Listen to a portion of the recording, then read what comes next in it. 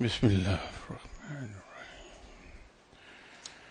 السلام علیکم خواتین و حضرات۔ یہ سوالات چونکہ کافی جمع ہوئے ہیں تو بجائے گفتگو کرنے کے ان کے جواب دے کے انہیں کلیئر کرنا چاہیے۔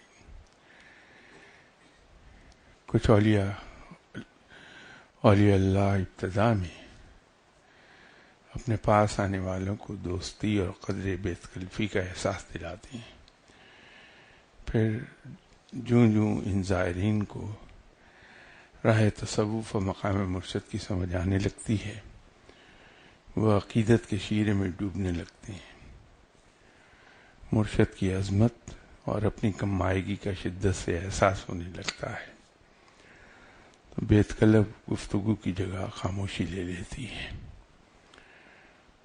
ادب زیادہ بات کرنے سے روکتا ہے، لیکن کبھی کبھار شاگرد بیت کلفی و دوستی کا وہ دور مرشد صاحب سے شیئر کرتا تھا مس کرتا ہے، جب وہ خواب خیال حضوری میں ہر حال میں اپنی بات مرشد صاحب سے شیئر کرتا تھا اور کنیکٹڈ رہتا تھا۔ خاموشی حجاب کیوں معلوم ہوتی ہے اکثر۔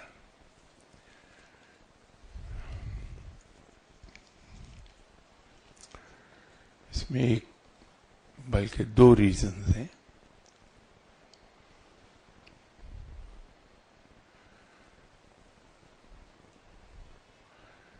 اگر انسان آؤٹ آف ریسپیکٹ ایک ڈسٹینس قائم رہے تو سیکھ نہیں پاتا، اور اس ڈسٹینس کی وجہ سے اکتاہٹ جلدی آ جائے گی۔ یہ بالکل ایسا ہے کہ جو بہت اچھے اسکول ہیں، جو واقعی اسکول ہیں، اور وہاں ٹیچرز وہ ہیں جو بچوں کی سائیکی کو سمجھتے ہیں، وہاں جب بچہ داخل ہوتا ہے اسکول میں تو پہلے دن ہی سے اس کو پڑھایا نہیں جاتا، بلکہ ٹیچر ان کے ساتھ بیٹھ کے کھیلتی ہیں۔ تو 10-15 دن میں جب بچے اس ٹیچر کے ساتھ مانوس ہو جاتے ہیں تو انڈائریکٹ ٹیچنگ کا سلسلہ وہ شروع کرتی ہے،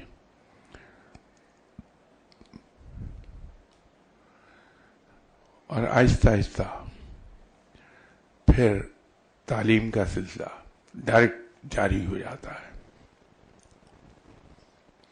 تو یوں بچے بڑی کامیابی کے ساتھ سیکھنا شروع کر دیتے ہیں۔ تو اولیاء اللہ میں جو علم کے بہت اعلیٰ مقام پر فائز ہیں اور جن کے ذمے یہ ڈیوٹی ہے کہ وہ علم کو پھیلائیں،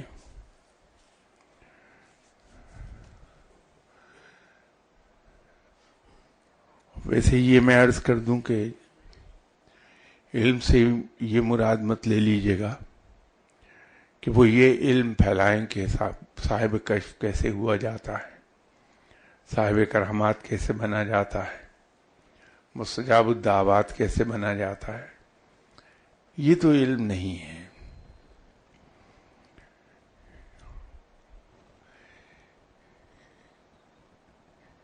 علم اس طرح کا ڈسپینس کیا جاتا ہے اولیاء اللہ کے یہاں کہ دین کے بارے میں اس کے کانسیپٹس کلیئر ہو جائیں۔ دین جو ہے وہ اس طرح سے اس کو سمجھ آ جائے کہ جو نماز میں پڑھ رہا ہوں اس کا مقصد کیا ہے، اور اس کے کیا کیا اثرات مجھ پہ مرتب ہو سکتے ہیں یا ہونے چاہیے۔ تو وہ نظر رکھے گا کہ نماز پڑھنے سے مجھے وہ چیزیں حاصل ہو رہی ہیں جیسے رب نے نماز کے بارے میں ایک فیصلہ کر دیا کہ نماز انسان کو برائیوں سے روکتی ہے. تو اگر اسے علم حاصل ہو رہا ہے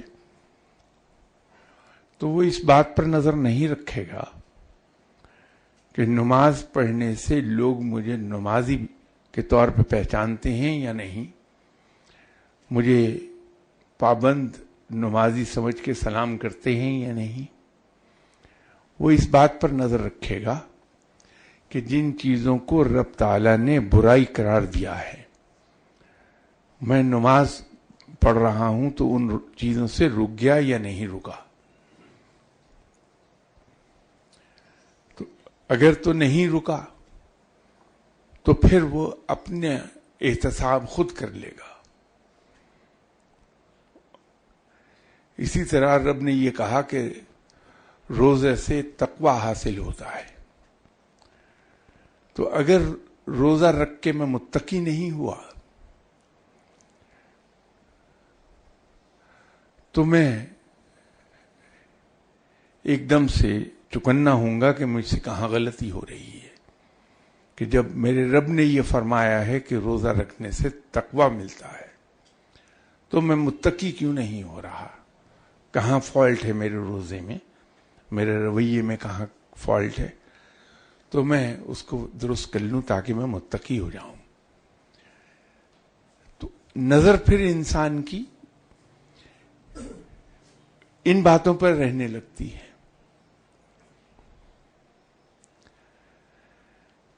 تو علم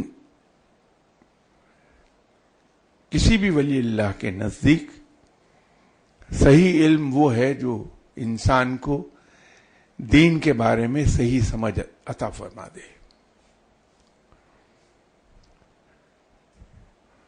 تو مرشد کے پاس جب آپ جاتے ہیں، مرشد آپ کو سکھائیں گے، پڑھائیں گے، علم دیں گے، تو اس کے لیے ضروری یہ ہے کہ آپ ٹینس نہ ہوں وہاں، بلکہ کمفرٹیبل فیل کریں، ریلیکسڈ فیل کریں. تو کمفرٹیبل فیل کرانے کے لیے اور آپ کو ریلیکسڈ فیل کرانے کے لیے آپ کے مرشد آپ سے دوستی کا اظہار کرتے ہیں، بے تکلفی کا اظہار کرتے ہیں. جہاں آپ کے مرشد آپ کو دیکھیں گے کہ آپ بڑے ٹینس بیٹھے ہیں تو وہ بڑی کوئی لائٹ بات آپ کو کہہ کے آپ کو ہنسنے پہ مجبور کر دیں گے، اور اس ہنسی کے ساتھ ہی آپ کی ٹینشن جاتی رہے گی. تو یوں آپ زیادہ ریسیپٹیو ہوں گے ان باتوں کے لیے جو آپ کے مرشد آپ کے ساتھ کر رہے ہیں. اب ہوتا یہ ہے کہ جب آپ بہت ریسیپٹیو ہو گئے اور آپ کے مرشد آپ کو علم ڈسپنس کر رہے ہیں، تو رفتہ رفتہ اپنے مرشد صاحب کی باتوں کو جوں آپ غور کریں گے، ان کے علم کی بڑائی آپ پر ظاہر ہونے لگے گی. تو آپ کے دل میں ایک احترام آئے گا کہ میرے مرشد کتنے بڑے صاحب علم ہیں. آپ ان سے ملیں گے، ان کو قریب سے دیکھیں گے تو پتہ یہ چلے گا کہ باریک سے باریک بات بھی، جو چھوٹی سے چھوٹی بات ہے، اس میں بھی وہ سنت کی پیروی کرتے ہیں. ان کے تقوی اور نیکی کی وجہ سے ان کا آپ کے دل میں احترام پیدا ہوگا.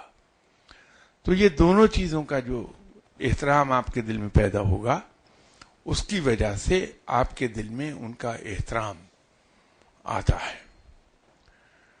تو جہاں احترام ہوتا ہے وہاں خاموشی ہو جاتی ہے، تو وہ عمل از خود پیدا ہوتا ہے. اور جہاں تک اس ارلی سٹیج کو مس کرنے کی بات ہے.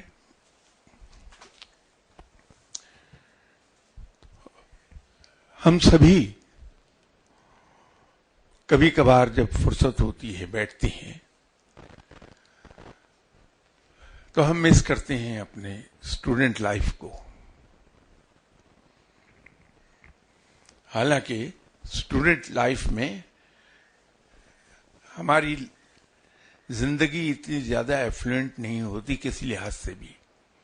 نہ ہم آزاد ہوتے ہیں گھومنے پھرنے میں، نہ ہم آزاد ہوتے ہیں اپنی مرضی کے لوگوں کے ساتھ گفتگو کرنے میں، نہ فائنینشلی ہم اتنے زیادہ ایفلوئنٹ ہوتے ہیں کہ ہماری مالی استعداد محدود ہوتی ہے اس جیب خرچ تک جو ماں باپ ہمیں دے دیں. لیکن اس کے باوجود ہم اسے مس کرنے لگتے ہیں کبھی کبھار. تو یہ انسانی فطرت میں ہے کہ گزری ہوئی چیزوں کو انسان مس کرتا ہے.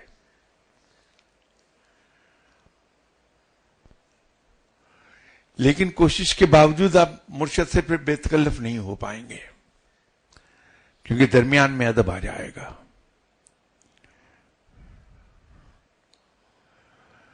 یہ ساری اس کی وجہ ہے اور کوئی وجہ نہیں. ان کا اگلا سوال یہ ہے کہ کیا تقاضۂ ادب کی وجہ سے کسی مزار پر حاضری کے وقت ہمیشہ اپنی نسبت یعنی اپنے مرشد صاحب کی جانب سے پہلے سلام عرض کرنا چاہیے پھر اپنی طرف سے؟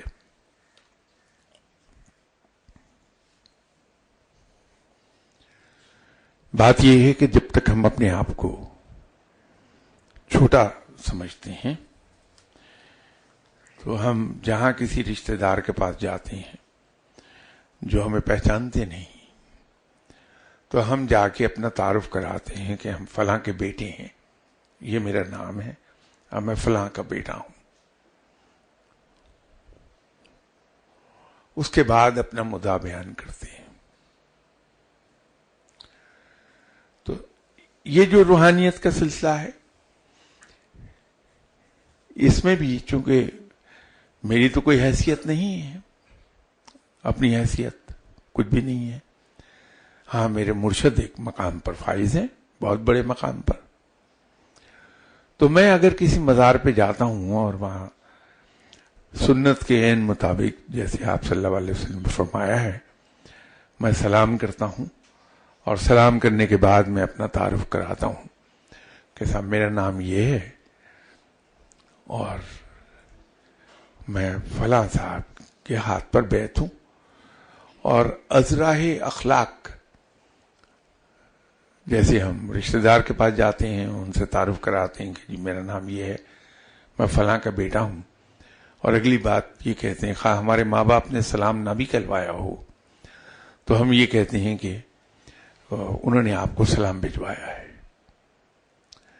تو اسی طرح ہم جب وہاں جاتے ہیں تو ہم عرض کرتے ہیں کہ جی میرے مرشد فلاں ہیں اور انہوں نے مجھے آپ کی طرف روانہ کیا ہے اور انہوں نے آپ کو سلام کہلوایا ہے،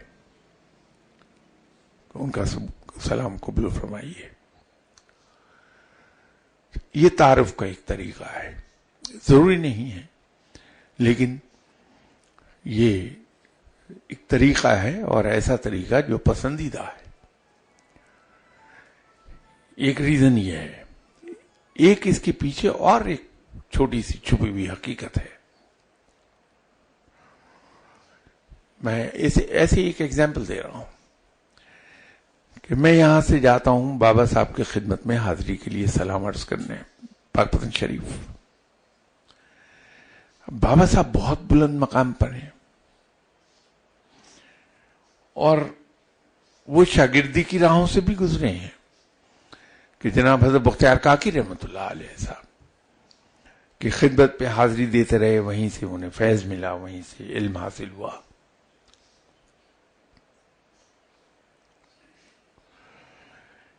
اب وہ انہی راہوں سے گزرے ہیں کہ انہوں نے مرشد کو انتہائی بلند مقام عطا کیا. اپنی زندگی میں ان کا مقام بہت بلند رکھا.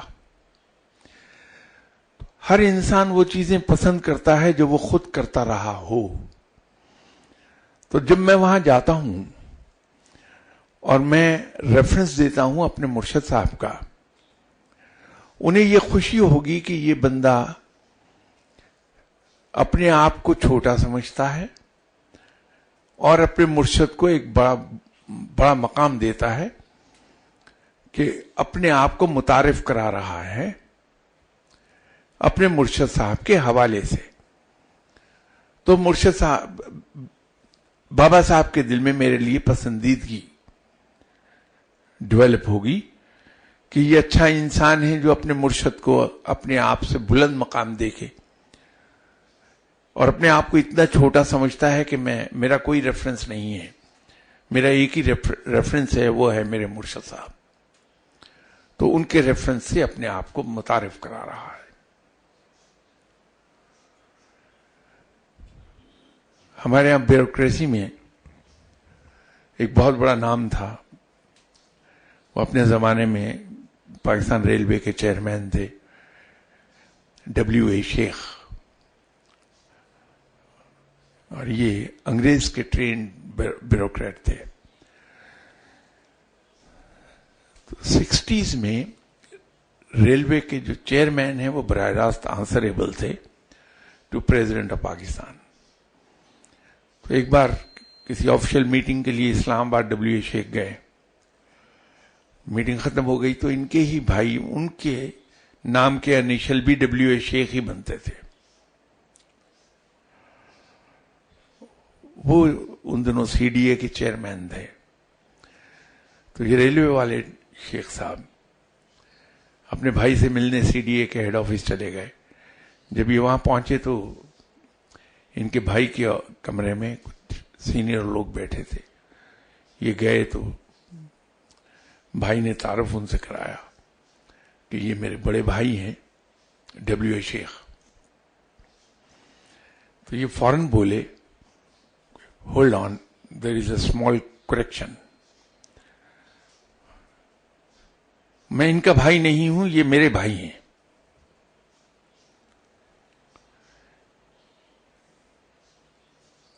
اب یہ نقطہ دیکھیے کہ یہ تعارف کا نقطہ ہے کہ ان کے چھوٹے بھائی نے یہ کہا کہ یہ میرے بڑے بھائی ہیں. تو انہوں نے فوراً کریکشن کر دی کہ نہیں، میں اس کا بھائی نہیں ہوں، یہ میرا بھائی ہے.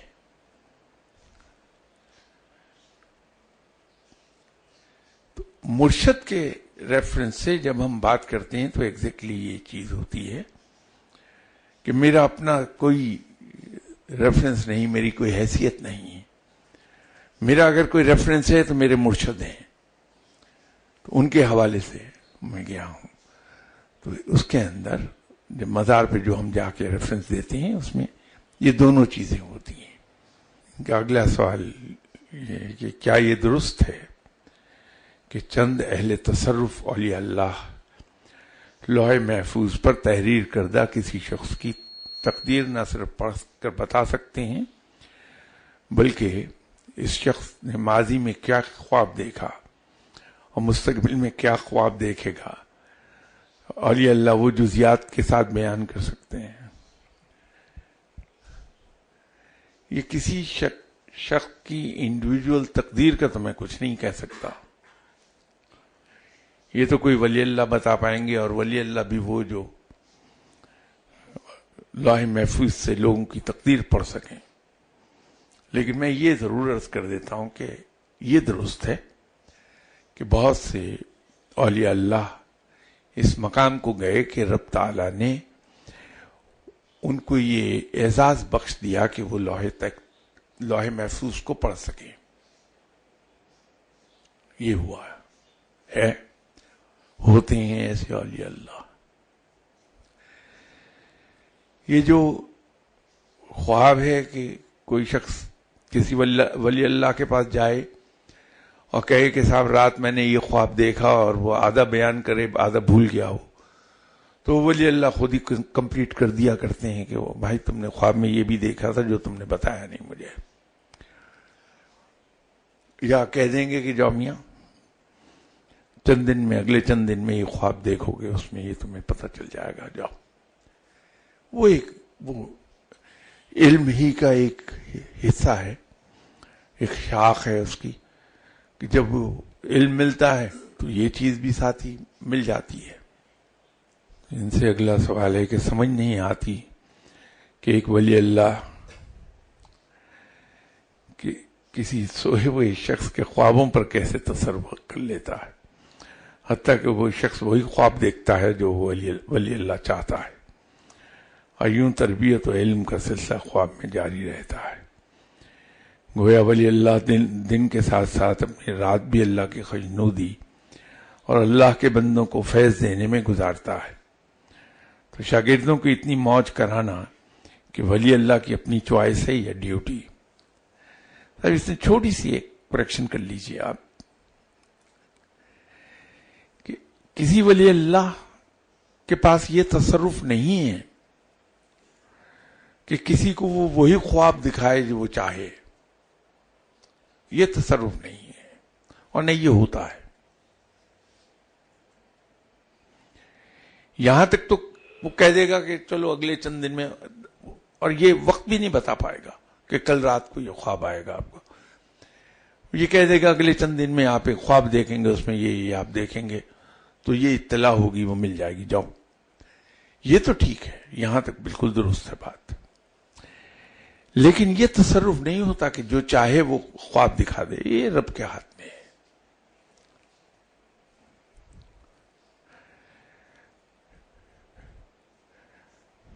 ہوتا یہ ہے کہ اولیاء اکرام کے پاس ہر طرح کے لوگ جاتے ہیں، اور جاتے نیک نیتی سے علم حاصل کرنے ہی ہیں. لیکن کچھ مخصوص حالات سے، کیونکہ انسان کی سائیکالوجی ڈیولپ جو ہوتی ہے وہ ان حالات کے تحت ہوتی ہے جس سے اس کا پیدائش کے بعد سے اب تک کا وقت گزرا ہوتا ہے. یہ اس کی سائیکالوجی بنا دے گی. اب گھر میں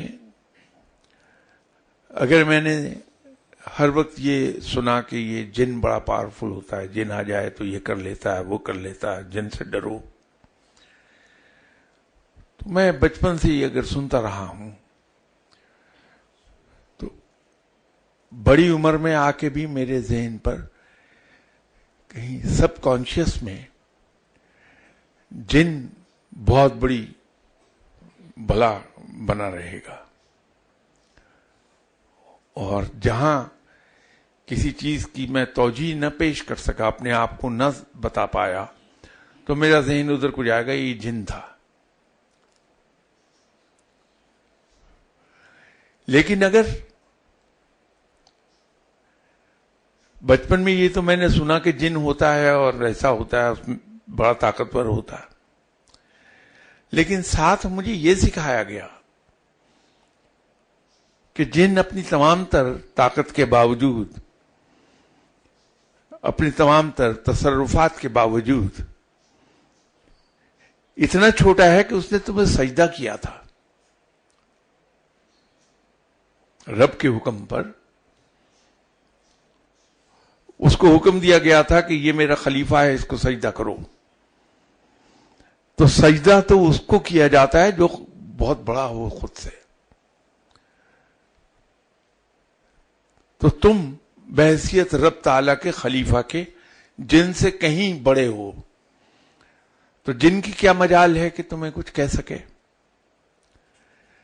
تو جن کے بارے میں تصور میرا قائم ہوگا کہ جن کا وجود ہے وہ بہت طاقتور ہوتا ہے، لیکن ساتھ ہی ساتھ مجھے اپنی طاقت کا بھی اندازہ ہوگا کہ اللہ کے نائب کی حیثیت سے میں وہ ہوں جس کو حکم دیا گیا تھا جن کو کہ اس کو سجدہ کرو، جس کے لیے حکم تھا. تو جن میرا کچھ نہیں بگاڑ سکتا. تو اگر کسی مقام پر جن میرے سامنے ظاہر ہو کر آ جائے گا تو میں خوفزدہ نہیں ہوں گا. بلکہ شاید اس سے ہنس کے میں بات کروں. تو اس سے گفتگو کرتے ہوئے میری ٹون پیٹرنائزنگ ہوگی، مربیانہ گفتگو ہوگی. تو یہ سائیکی ڈیولپ ہوتی ہے. اب یہ تقدیر کے بارے میں بھی ہم کیوں تڑپتے پھرتے ہیں؟ میں جگہ جگہ مارا پھرتا ہوں. کبھی آپ دیکھیے جون کی دھوپ میں چلا جا رہا ہوں گا، پوچھیے کہاں جا رہے ہیں آپ؟ وہ یار یہاں سے 45 میل دور ایک گاؤں میں ایک آدمی ہے جو لوح محفوظ پڑھ کے مجھے میری تقدیر بتا دے گا. پیدل چلا جا رہا ہوں پاگلوں کی طرح جون کی تپتی ہوئی دوپہر میں، اس لیے کہ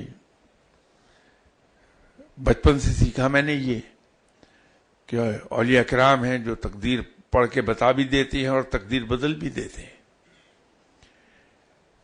تو اگر کسی نے مجھے یہ سکھا دیا کہ یس ایسے اولیاء کرام ہوتے ہیں جو تقدیر پڑھ دیتے ہیں اور اللہ کے حضور دعا کریں تو رب تعالیٰ ان کی دعاؤں کی برکت سے تقدیر بدل بھی دیتا ہے، لیکن ساتھ ہی ساتھ کسی نے اگر مجھے یہ سکھا دیا کہ رب تعالیٰ تمہارا بھی اتنا ہی ہے جتنا کسی ولی اللہ کا، اور رب تعالیٰ تمہاری بھی بات اتنی ہی سنتا ہے جتنی کسی اور کی، اور تقدیر کے بارے میں اگر یہ کسی نے مجھے سکھا دیا کہ ماں سوائے چند ایک چیزوں کے، جس کو تقدیر مبرم کہتے ہیں، جس کو تقدیر معین بھی کہہ لیجیے آسان لفظوں میں اپنی معلومات کے لیے، جیسے ایک چیز ہے جس میں میرا کوئی اختیار نہیں کہ میں کس گھر میں پیدا ہوں گا، یہ تقدیر ہے میری، اور یہ تقدیر مبرم ہے جس کو ہم تقدیر معین کہہ سکتے ہیں اردو میں. اب اس میں میرا کوئی اختیار نہیں، میں تبدیل نہیں کر سکتا کہ میں کس گھر میں پیدا ہوں گا. میں اپنی موت کے وقت کو، اپنی موت کے طریقے کو، اپنی موت کے مقام کو تبدیل نہیں کر سکتا. یہ میری تقدیر ہے.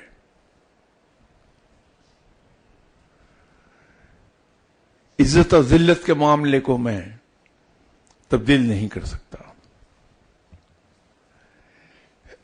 چند ایک چیزیں ہیں جو تقدیر مبرم میں آتی ہیں، وہ میں تبدیل نہیں کر سکتا، وہاں اختیار نہیں میرا. لیکن وہ چیزیں they hardly form 5% ٹوٹل. باقی 95% جو ہیں اس کا اختیار مجھے رب نے خود دیا ہے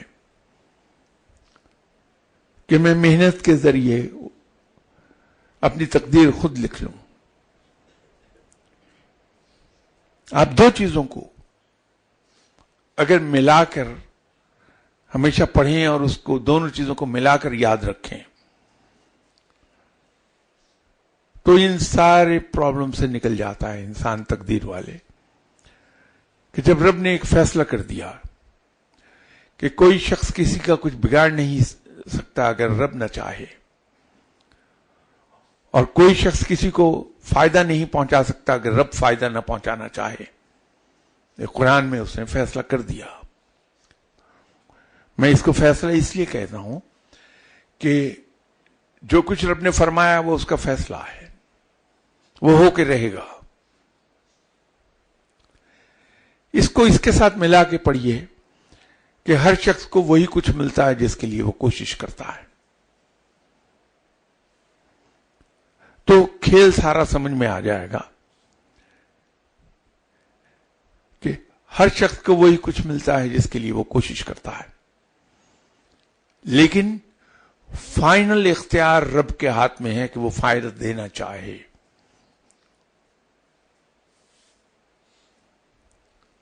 پھر اور اس کی جزیات آگے چھوٹی چھوٹی ہیں کہ رب تعالی ہمارے لیے ماں سے کہیں زیادہ مہربان ہے. جیسے ماں نہیں چاہے گی کہ کوئی نقصان دہ چیز ہم ہاتھ میں پکڑ لیں، تو رب بھی ہمیں کوئی نقصان دہ چیز بے شک ہم بھلے کوئی خواہش ہی کیوں نہ کریں، وہ ہمیں ملنے نہیں دے گا تاکہ ہمیں نقصان نہ ہونے پائے۔ دوسری بات کہ رب تعالی کا ہر فیصلہ ہماری بہتری کے لیے ہوتا ہے، اس کے ہر کام میں ایک مصلحت ہوتی ہے۔ اب اس کو اس کے ساتھ ملا کے دیکھ لیجئے آپ۔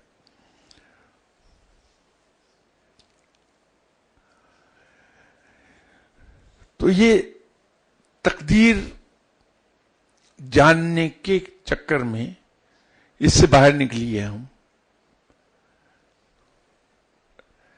جب ہم اس سے باہر نکل آئیں گے تو خدا کی بندگی کی طرف جانا بڑا آسان ہو جائے گا۔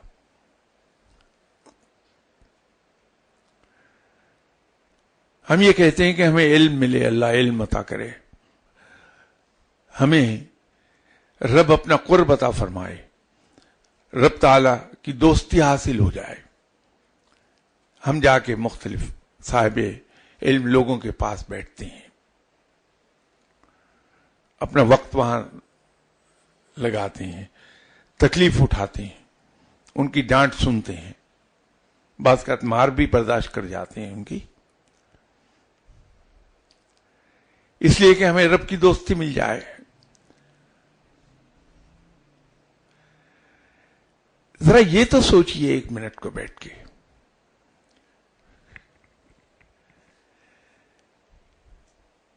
کہ آپ کسی کو دوست بناتے ہیں، آپ تو بنا لیں گے اسے دوست، لیکن وہ آپ کو اپنا دوست بنائے گا اگر اس کو یہ پتا چلے کہ آپ کو اس پر بھروسہ ہی نہیں، آپ کو اس پر اعتماد ہی نہیں ہے، تو کیا وہ آپ کو اپنا دوست بنائے گا کبھی؟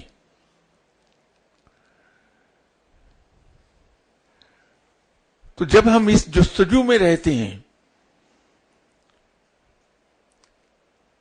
کہ مجھے یہ بڑی عادت ہے کہ ابھی آپ مجھے بتا دیجئے کہ فلاں جگہ کوئی سڑک وغیرہ ہے نہیں، پیدل جانا پڑتا ہے 60 میل دور، درخت کے نیچے ایک آدمی بیٹھا ہے، اس سے دعا کرائیے، اس کی دعا فوراً قبول ہوتی ہے، میں سارے کام چھوڑ کے چل پڑوں گا۔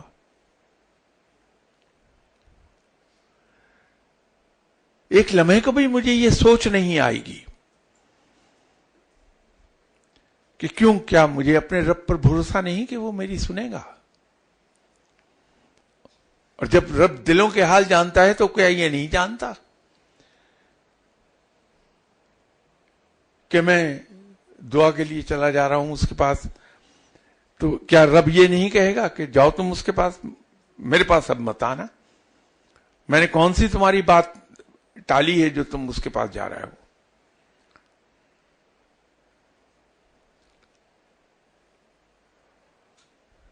تو رب کا علم حاصل کرنے کے لیے، یا یوں کہیے زیادہ بہتر الفاظ، کہ رب کی دوستی حاصل کرنے کے لیے پہلے ہم آنکھیں بند کر کے اس پر بھروسہ تو کرنا سیکھیں۔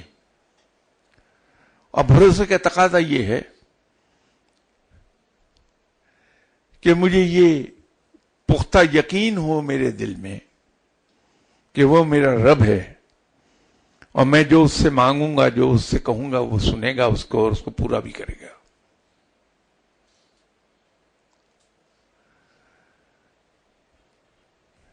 دوستی کی تو بنیاد ہی میوچل ٹرسٹ ہے، بھروسہ ہے۔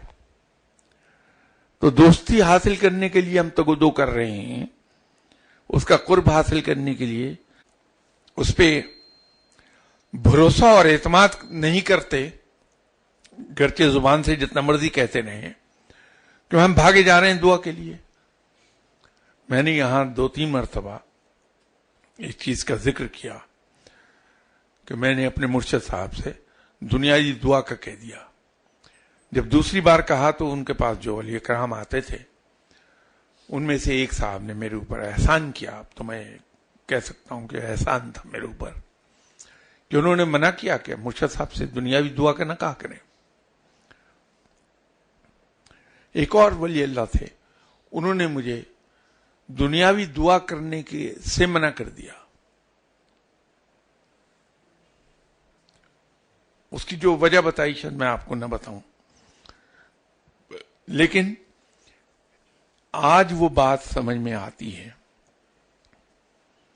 کہ اس کے پیچھے کیا کیا حکمتیں تھیں کہ ان ولی اللہ نے مجھے یہ منع کیا کہ اپنے مرشد صاحب سے دنیاوی دعا کا مت کہیے، کچھ مت مانگیے ان سے.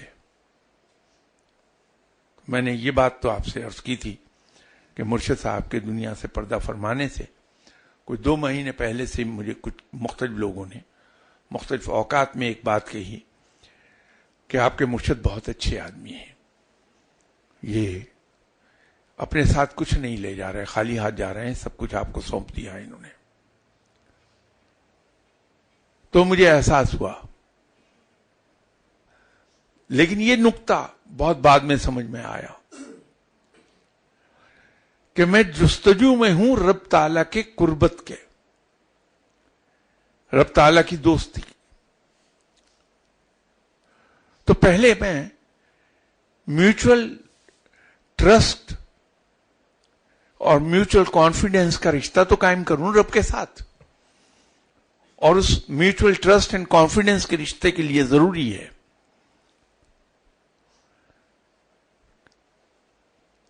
کہ میں یہ سمجھ لوں کہ میرا رب میرے لیے کافی ہے. یہ قرآن کی آیت ہے. بے شک ایک مخصوص مذہب کے پیروکار اس کو اپنی انگوٹھی پہ اس آیت کو لکھتے ہیں، لیکن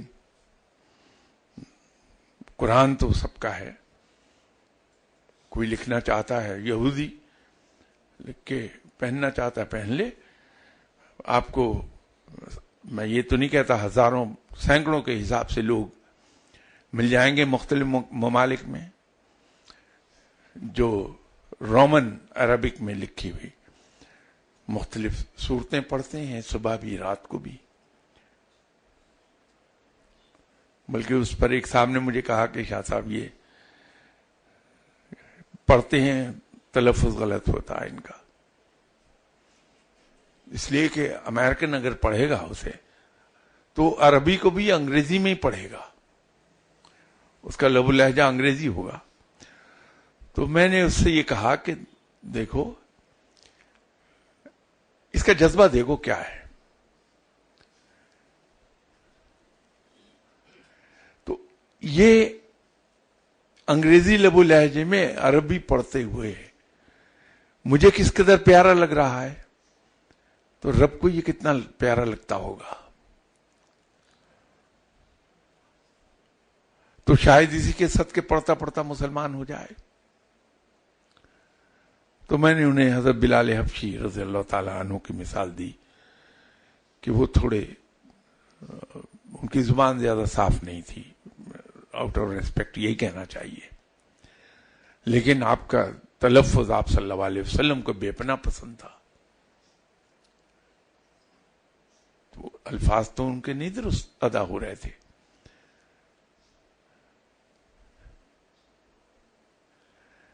تو وہ جو ایک رشتہ قائم ہوتا ہے رب کے ساتھ، وہ تو پہلے قائم کیا جائے، اور اس کا تقاضا یہ ہے کہ میں کسی غیر اللہ کے پاس نہ جاؤں پھر اپنی حاجات کے لیے. بہت سمپل بات ہے. تو تقدیر اگر سمجھ میں آ گئی میرے،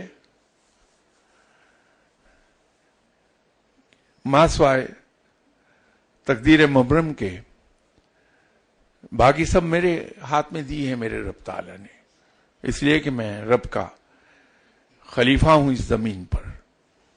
تو وہ مجھے بے اختیار نہیں اس نے بھیجا، تو وہ میرے اختیار میں ہے.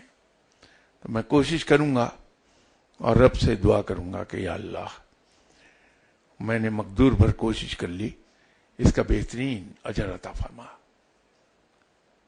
یہ بھی نہیں کہوں گا کہ مجھے اس میں کامیابی دے دے، میں نے اس جاب کے میں انٹرویو دیا ہے، یہ جاب دے دے. اس لیے کہ میں اپنے آپشنز کو محدود کیوں کر لوں یہ کہہ کے؟ کیا معلوم کہ وہ جاب میرے حق میں بہتر ہے کہ نہیں ہے. تو یہ کیوں نہ کہہ دوں کہ میں نے مقدور بھر کوشش کی ہے تو اس سے مجھے بہترین اجر عطا فرما دے، وہ عطا کر دے گا۔ اگلا سوال ان کا وہی جس کا بھی میں نے جواب دیا کہ کیا آپ نے اپنے مرشد صاحب سے کبھی کوئی فرمائش کی؟ مجھے یاد نہیں پڑتا، ماں سوائے اس بات کے کہ آپ نے یہ پوچھا ہو کہ چائے پیو گے، اور میں نے کہا، میں ہمیشہ کہہ دیتا تھا کہ جی ضرور پیوں گا۔ تو تم کھانا کھائے کہ صاحب کہاں، میں تو یہاں کھانے کے لیے آیا تھا۔ یہ فرمائش اگر آپ اسے کہہ لیں تو کہہ لیں، لیکن ویسے نہیں کچھ کہا کہ آپ مجھے یہ علم دے دیں، آپ مجھ کو وہ علم دے دیں، وہ کر دیں، وہ کر دیں، یا مجھے یہ دکھا دیں، مجھے وہ دکھا دیں۔ وہ اللہ کا شکر ہے کہ اللہ نے کچھ ہدایت دیے ہی رکھی، ورنہ مجھ سے عقل مندی کی بات کبھی ہوتی نہیں ہے۔ یہ اگلا ہے کہ جب کوئی مرشد اپنے کسی مرید کو کسی وصال شدہ بزرگ کی طرف بہت مائل دیکھتا ہے تو ایسے میں وہ مرید کے ساتھ کیا رویہ اختیار کرتا ہے؟ کرنا نہیں چاہیے، اظہار نہیں کرنا چاہیے۔ وہ اس لیے کہ یہ میوچل ٹرسٹ کے خلاف ہو جائے گی بات۔ میں اپنے مرشد صاحب کی زندگی میں داتا صاحب کے پاس ہر روز جاتا تھا بغیر ناگے کے، لیکن میں نے مرشد صاحب سے کہا نہیں کبھی کہ میں روز جاتا ہوں، بلکہ وہاں پر میں نے بہت کچھ پھر دیکھا تو ایک چیز میری سمجھ میں نہیں آئی تھی، تو میں نے مرشد صاحب سے اس دن عرض کیا کہ صاحب میں داتا صاحب گیا تھا تو وہاں یہ پیش آیا مجھے، تو آپ نے بڑے اطمینان سے جواب دے دیا کہ وہ تمہارے حصے کا علم تھا جو انہوں نے داتا صاحب نے تمہیں دے دیا، بات ختم ہو گئی۔ لیکن میں نے کبھی ذکر اس طرح کیا نہیں، اور کرنا چاہیے بھی نہیں۔ خاموشی سے مائل ہیں جاتے رہیے، لیکن ذکر مت کیجیے۔